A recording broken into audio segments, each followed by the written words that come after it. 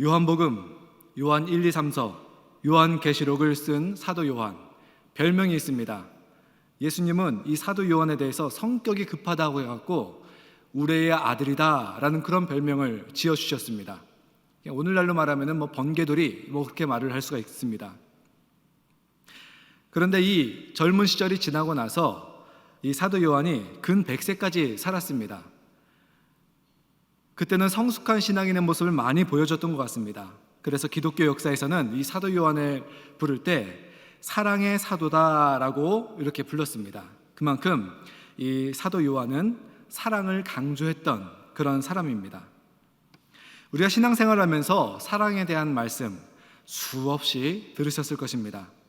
우리 성도들은 그리스도인은 서로 사랑함으로써 하나님의 자녀요 예수님의 제자인 것을 알 수가 있다. 하나님의 자녀이면 예수님의 제자이면 사랑할 수밖에 없다 라고까지 성경은 말을 하고 있습니다. 반대로 말하자면 사랑하지 않으면 하나님의 자녀도 아니요 예수님의 제자도 아니다라는 무서운 뜻을 내포하고 있습니다. 그러면서 오늘 말씀 요한 1서에서는 오늘 본문을 통해서 사랑의 어쩌면 좀 반대편에 있는 미움에 관하여서 말을 하고 있습니다. 사랑을 말하면서 후에는 미워하는 것은 살인이다, 미움은 살인이라고 말을 합니다. 이 사도 요한은 사랑의 예를 들면서 예수님을 예로 이렇게 쭉 들어왔습니다. 그리고 이제 미움에 관해서 요한일서 3장 중반부터 말을 하는데 그 미움의 예로서 드는 인물이 누구냐면은 창세기 4장에 나오는 아담과 하와의 아들이었던 가인입니다. 가인, 아벨 형제입니다. 이 두 사람이 하나님께 제사를 드렸을 때 하나님께서는 아벨의 제사는 받으셨지만 가인의 제물은 받지 않으셨습니다. 이로 인해서 가인이 아벨을 미워하게 됐고 그 미움으로 인해서 결국 가인이 아벨을 죽였습니다. 살인을 했습니다. 이것을 요한일서 오늘 본문을 읽지 않았지만 3장 12절에서 가인같이 하지 말라. 그는 악한 자에게 속하여 그 아우를 죽였으니 라고 말을 하고 있습니다. 우리가 가인처럼 어떤 다른 사람을 미워하면은 사람도 죽일 수 있다는 겁니다. 그래서 미워하지 말라 라고 성경이 말을 하는 겁니다. 사랑을 해라 라는 말 그 다음에 미워하지 말아라, 이 말을 사도 요한이 하고 있는 것입니다. 그렇다면은 우리가 누군가를 미워한다면은 그 미움이 반드시 살인으로 이어지느냐, 살인까지 가느냐? 물론 그렇지는 않습니다. 저나 여러분이나 사람을 미워해 보지 않은 분은 아마 이 자리에 한 명도 없을 것입니다. 누구나 사람을 미워해 봤을 것입니다. 어쩌면 지금도 그 감정이 우리 안에서 꿈틀꿈틀 하고 있을 수도 있죠. 그러나 우리 가운데 그 미움 때문에 살인을 해본 사람은 아마 없을 것입니다. 그런데 요한은 이야기를 좀 다르게 해요. 15절에서 보면은 그 형제를 미워하는 자마다 살인하는 자니 살인하는 자마다 영생이 그 속에 거하지 아니하는 것을 너희가 아는 바라. 미움이 살인이다, 이렇게 말을 하고 있습니다.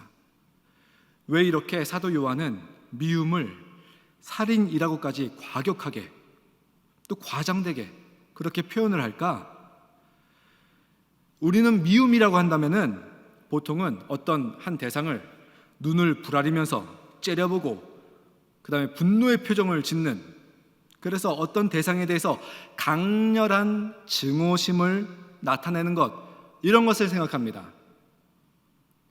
그래서 우리가 누군가에게 혹시 미워하는 분 계십니까? 라고 물어보면은 우리가 누군가 특정 대상을 째려보거나 분노의 표정을 짓거나 증오의 어떤 그런 감정이 없기 때문에 나는 미워하는 사람 없습니다, 이렇게 말하는 분들이 거의 대부분이더라고요.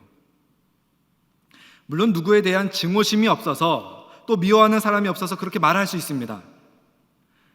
그런데 많은 경우에는 이 미움이 뭔지 정확하게 구분이 안 가서 저는 미워하는 사람 없습니다 라고 말을 하는 것 같습니다.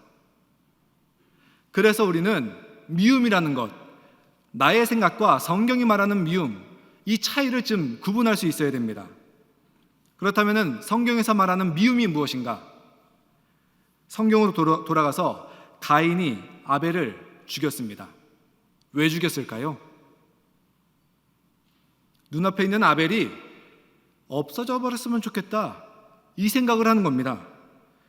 그래서 미움은 어떤 대상이 내 눈앞에서 없어졌으면 좋겠다라고 바라는 마음, 이게 바로 미움이라는 겁니다.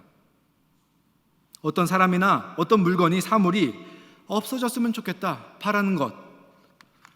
여러분, 예를 들어서 죄를 미워한다라는 그런 말이 있습니다. 죄를 미워할 때 죄에 대해서 우리가 눈을 부릅뜨고 째려보고 그렇습니까? 아니죠. 내 삶과 내 가족과 우리 교회와 우리의 삶 가운데서 파괴를 가져오고 부패시키는 이런 죄를 보면서 이 죄가 내 안에서 없어져야 되는데, 내 삶 가운데서 이 죄가 사라져야 되는데, 이게 바로 죄를 미워한다는 것입니다. 없어지기를 바라는 것, 어떤 대상이 없어지기를 바라는 것, 이게 바로 미움이라는 겁니다.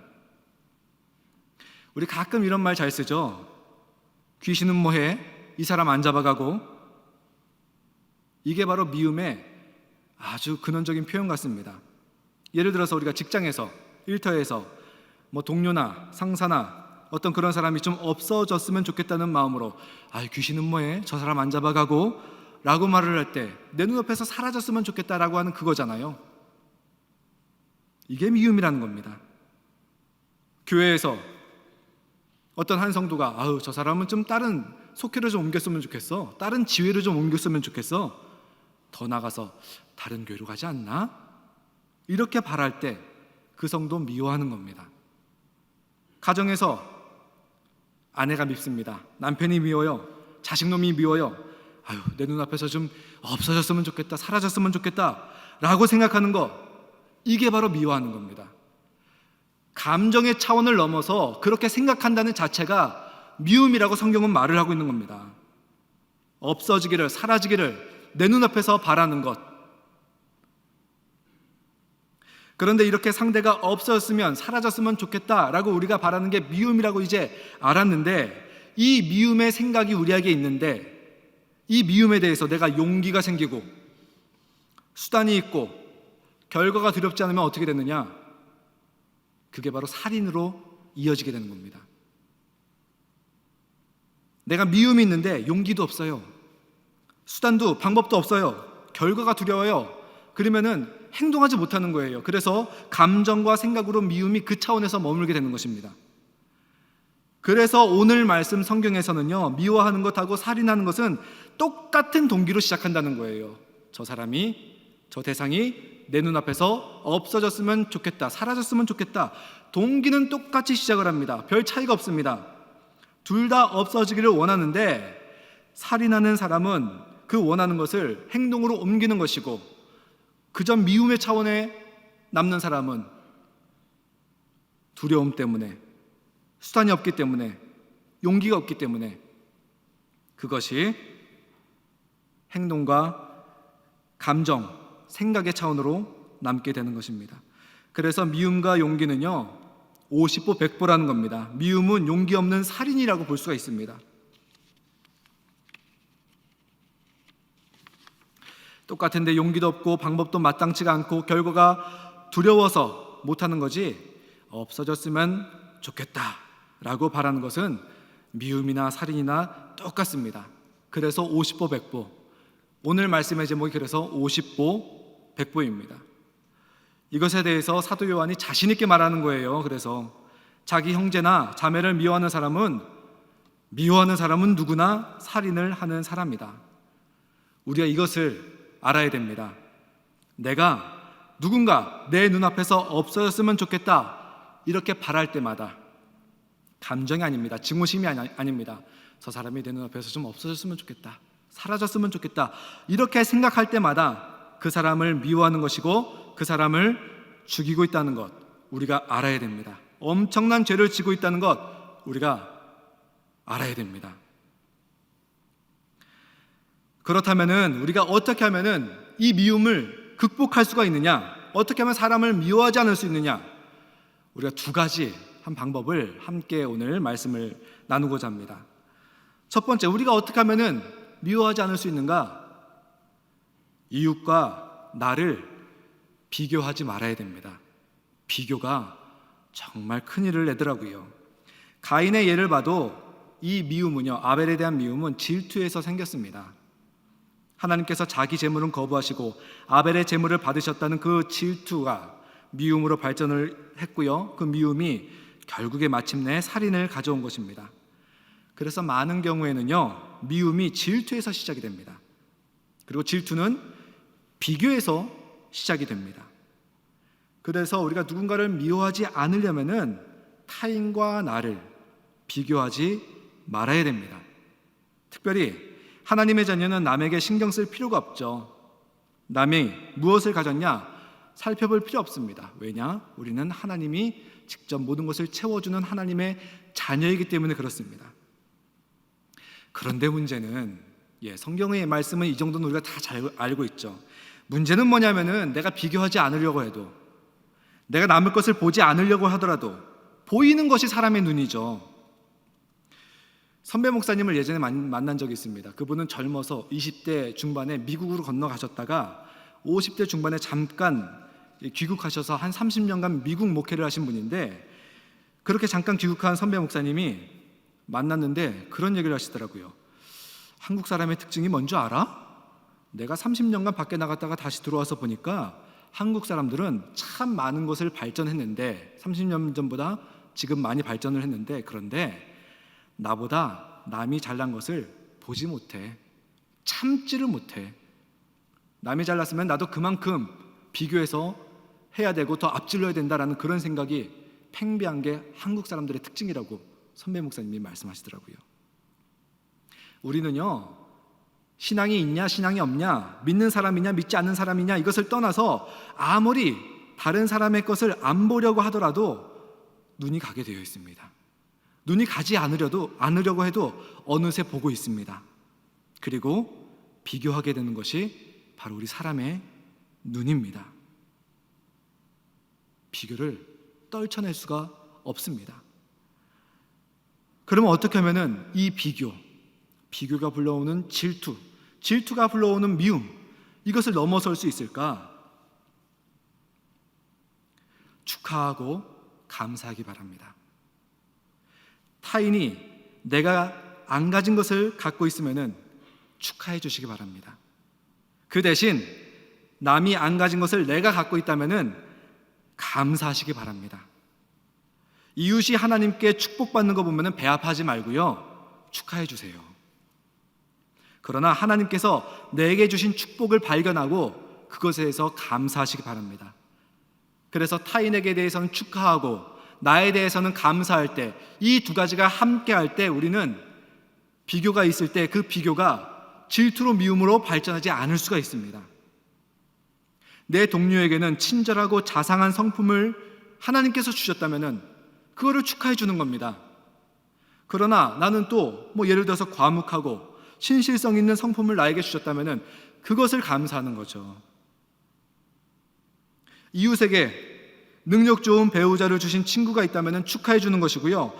그렇지만 내 말을 잘 들어주는 그런 배우자를 하나님께서 나에게 주셨다면 그거 갖고 하나님께 감사하는 겁니다. 똑똑하고 공부 잘하는 자녀를 주신 이웃이 있다면요, 축하해 주는 거죠. 하지만 사회성 좋고 활동성 있고 건강한 자녀를 나에게 주셨다면 그거 갖고 감사하는 것입니다. 없는 것 갖고 비교하는 것이 아니라요, 하나님께서 타인에게 주신 것을 축하해주고, 그러나 그 사람에게 없지만 나에게 주신 것을 발견하고 감사할 수 있을 때 우리는 비교를 질투로 미움으로 발전시키지 않을 수가 있습니다. 뛰어넘을 수가 있습니다. 그래서 하나님께서 이웃에게 축복을 주셨다면 축하하고, 하나님께서 내게 주신 것을 감사하고, 이것이 우리가 미워하지 않는 비결입니다. 그래서 비교가 될 때, 비교를 피할 수가 없다면 우리가 입술의 고백이 중요합니다. 저 사람의 것을 축하합니다. 하나님, 저 사람에게 저런 것을 주신 것을 정말 축하합니다. 그리고 하나님께서 내게 주신 것을 꼭 발견하셔서 하나님, 그러나 저 사람에게 없는 나에게 이런 것을 주신 것을 정말 감사드립니다. 축하와 감사로서 비교를 뛰어넘을 수 있는 우리 종교교회 성도님들 되시기를 간절하게 바랍니다. 두 번째, 우리가 미워하지 않을 수 있는 비결은 무엇이냐면은 타인과 나와 더불어 있는 것을 감사할 수 있어야 됩니다. 앞에서 말씀드렸다시피 미움이라는 것이 어떤 사람이 없기를, 사라지기를 바라는 그런 생각이라면은 이것을 이길 수 있는 방법은 그 사람이 없어지는 것을 바라지 말고요, 그 사람이 내게 있는 것을 반대로 감사하는 도리밖에 없습니다. 그래서 내가 좀 없어졌으면 하고 마음을 갖는 그런 사람이 있으면은 기도를 해야 됩니다. 하나님, 어째서 이런 사람을 저에게 붙여주셨습니까? 하나님, 어째서 이런 사람과 같이 내가 신앙생활을 또 직장생활을 하게 해주셨습니까? 하나님의 뜻은 무엇입니까? 이분을 통해서 나에게 어떤 의미를 또 어떤 축복을 주시려고 이분을 내게 보내주셨습니까? 보여주십시오. 알려주십시오. 이 기도를 해야 됩니다. 우리가 하나님을 내 삶의 주관자이시다라고 인정을 하고 하나님이 내 삶을 인도하신다라고 고백을 한다면은, 이것을 믿는다면은 내게 이 사람을 붙여주신 하나님의 의도가 있으실 것입니다. 그래서 우리는 하나님의 계획과 하나님의 뜻을 보여주십시오라고 기도를 해야 됩니다. 이 사람이 없어지기를 바라는 것이 아니라 이 사람을 하나님께서 내게 붙여주신 의미를, 그 뜻을, 계획을 보여달라고 기도할 수 있어야 됩니다. 그래서 없어지기를 바라는 것이 아니라 그런 사람을 내게 보내주신 것을, 그 뜻을, 계획을 보여주십시오 기도하면서, 그리고 그 사람을 통해서 내게 주실 의미, 그 사람을 통해서 내게 주실 축복을 감사할 수 있어야 됩니다. 그럴 때 우리는 미움을 뛰어넘을 수가 있습니다. 그 사람을 통한 하나님의 의미, 이것을 붙잡으시기 바랍니다. 여러분, 미움이라는 것은 정말 굉장한 겁니다. 미움이란 것은 어떤 대상이 없어졌으면 하는 것이 바로 미움입니다. 이것이 사람을 죽이는 것입니다. 그것을 깨달으시고 우리 성도님들께서 타인에 대해서는 축하하고 나에 대해서는 감사할 수 있는 그런 신앙의 삶이 되기를 간절하게 바랍니다. 그리고 상대가 없어져야 될 그런 대상이 아니라 하나님께서 내게 어떤 의미로서 보내주신 존재라는 것, 이것을 깨달으시고 그 의미를 보여달라고, 그래서 그 사람을 감사의 대상으로 삼을 수 있는 여러분과 제가 되기를 간절하게 바랍니다. 미움에 대해서 승리할 수 있는 여러분과 제가 되기를 예수님의 이름으로 축원합니다.